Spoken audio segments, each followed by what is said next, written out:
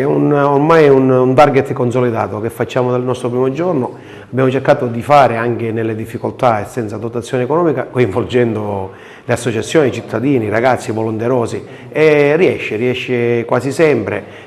Quindi stiamo organizzando questo carnevale che ci permetterà, dopo 5 anni, di far rimanere i nostri ragazzi a Favara e divertirsi qua tutti assieme. È inutile dire che l'amministrazione mette il suo essere, mette la macchina burocratica, amministrativa, l'assessore Angelo Airò, tutto se stesso, però tutto questo si può realizzare solo grazie alla volontà dei volontari, dei ragazzi, dei carristi, delle associazioni che hanno deciso di mettersi in gioco sia a livello lavorativo che soprattutto economico, e su questo sono soddisfatto anche del fatto che comunque la città sta rispondendo, dando una mano d'aiuto a questi ragazzi che ci stanno mettendo di tutto. Quello che posso solo dirvi è augurarvi di passare 3 giorni di divertimento tutti insieme, con la testa sulle spalle. Dobbiamo divertirci, ma dobbiamo evitare incidenti, dobbiamo evitare le esagerazioni e soprattutto dobbiamo evitare di vanificare l'enorme lavoro che hanno fatto questi ragazzi e il divertimento, sano divertimento delle famiglie che saranno presenti. Il Carnevale quest'anno prevede 3 sfilate dei carri e una dedicata ai bambini.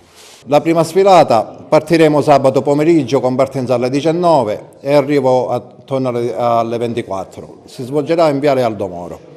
Poi continueremo la domenica mattina in Piazza Cavour, il Carnevale dei Bambini, dove saranno presenti quasi tutte le scuole ballo di Favara, animazione e 2 associazioni. Ricordo il nome delle associazioni: AIDO e Diabete 1 per chiunque volesse delle informazioni.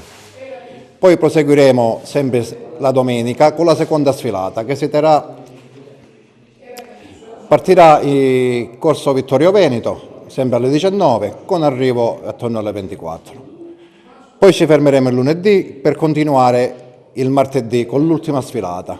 Partenza via Agrigento Scuole e arrivo a Valletta della Pace attorno a mezzanotte. Auguro a tutti un buon carnevale. Divertitevi, divertitevi, divertitevi. Colgo l'occasione per ringraziare tutti quanti ci stanno aiutando con piccole donazioni e anche grandi donazioni.